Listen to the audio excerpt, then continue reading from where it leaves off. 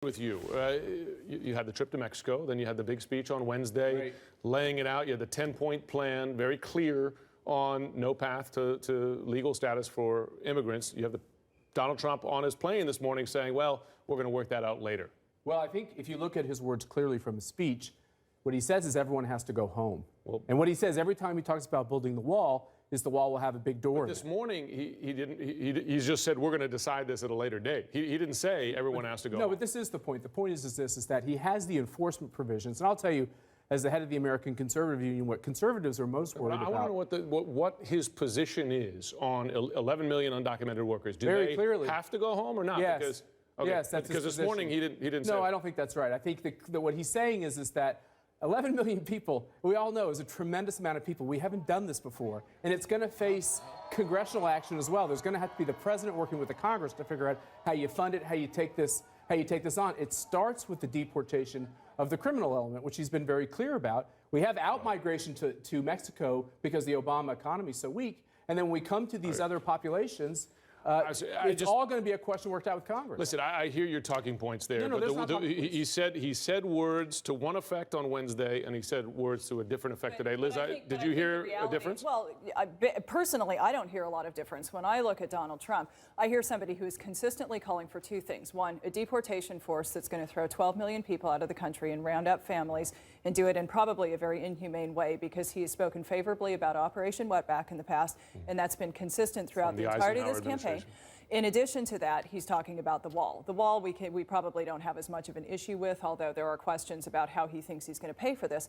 But this is somebody who has consistently campaigned on being pro-deportation force. And this is somebody who now is in the difficult position of coming to grips with what Matt knows very well, because American Conservative Union was supportive of the Gang of Eight, the comprehensive immigration reform bill.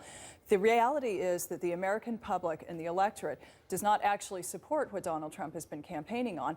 You have his campaign manager, who is actually a pollster for Forward.us, which was pro-comprehensive immigration reform. Kellyanne Conway has done polling pro-comprehensive immigration reform. And so you now have a situation where Donald Trump and his advisors are coming to grips with the reality, which is that the American electorate doesn't want what he's been selling for over a year now. And so he's trying to shift the goalposts and trying to talk about it differently. But he can't do it consistently. Well, Matt, I do want to give you a chance to respond. He can't do it consistently because he's not actually for comprehensive immigration reform. He is for a deportation force. Okay, we got your point. Matt, quick response. And Michelle, I want to hear your point of view. Two quick things. Let me just correct the record. It was the previous chairman of the ACU who supported the Gang of Eight bill. And the second question is, that's fine. The president and I served for President George W. Bush 43 when he ran for re-election in 2004. Even he, someone who wanted to do everything he could to embrace the idea of immigrants into our economy, even he said, if you're here illegally, you have to go home, you have to fill out your paperwork, and you have to come back legally. You have to demonstrate that you have English proficiency. The question is, though, what is his actual position now? Michelle, I wonder... But there's nothing wrong with having that position. Let's give Michelle a chance, because I wonder...